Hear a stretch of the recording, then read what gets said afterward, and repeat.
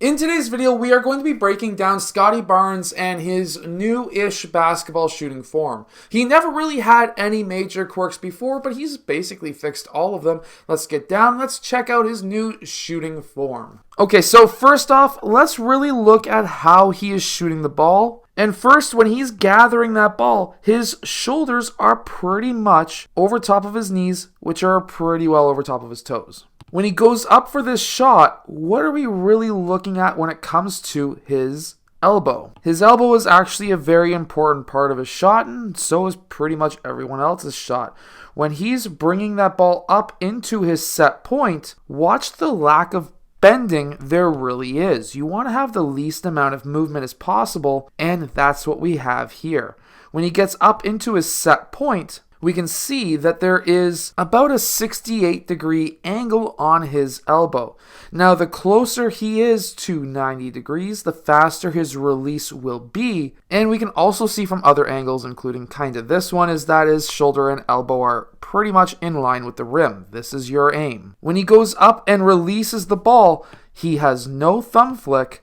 And what do we also see when it comes to his release? He's releasing from a split finger release, pointer and middle finger. We can also see that his elbow is well above his forehead. Something else that we do see as well is, of course, the angle of descent to the rim, which is a bit high at 55 degrees from this angle. From this other angle, we can see that he has about a 45-degree angle, which is roughly where you want to be. You want to be somewhere between 41 and 46, 47-ish degrees.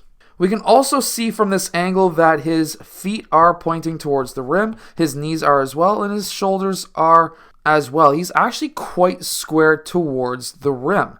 Now, you don't necessarily always want to be completely square towards the rim. You want to really angle your body so that your shoulder and elbow again are in line with the rim. This is what's important. However, why I'm mentioning the body is because you want everything to be pointing in the same direction.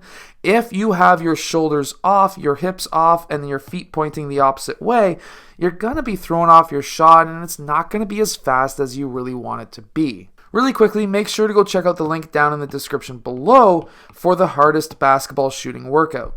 We can also see from this angle that he has a soft release, which will give him more arc and generally a little less backspin on his shot. However, he does get about 2.5 rotation spin before it hits that rim. When he brings that ball up into his set point, we can see that he does have a little bit of space between his palm and the ball. Now, that's not necessarily imperative. Players like Steph Curry do not shoot with much space between their palm and the ball, and they are a very high percentage shooter.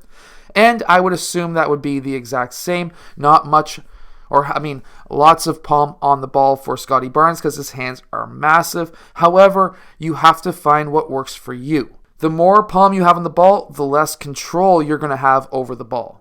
We can also see that the offhand right there goes along with the ball. This is usually a trait of a player who used to shoot with his thumb, and we did see that very recently with Scottie Barnes as early as about a year ago, where he used to have a slight thumb flick. Now, one way to get rid of a thumb flick is to teach a player to have the hand go along with the ball without flicking the thumb and palm towards the rim.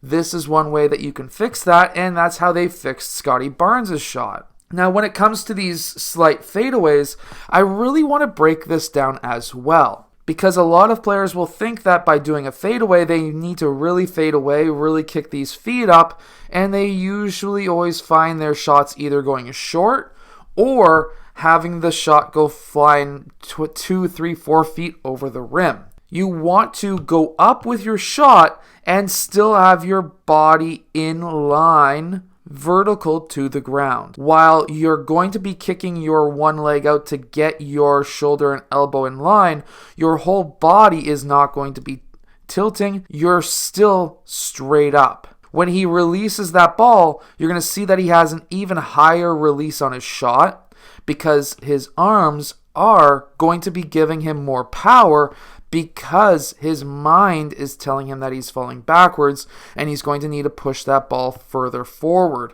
and more powerful with his arms. So with higher release will allow him to get these swishes. So if you find that your shot goes 3, 4, 5 feet over the rim on fadeaways, just release higher. Believe me, this one tip can probably help you a ton. And we can see right here that he does have quite a bit of space between his palm and the ball. We can see that by the little light source right there. So make sure to go check out my hardest basketball shooting workout down in the description below. It's helped a lot of players and it can help you as well. So hit that like button, subscribe, and I'll see you guys again next time.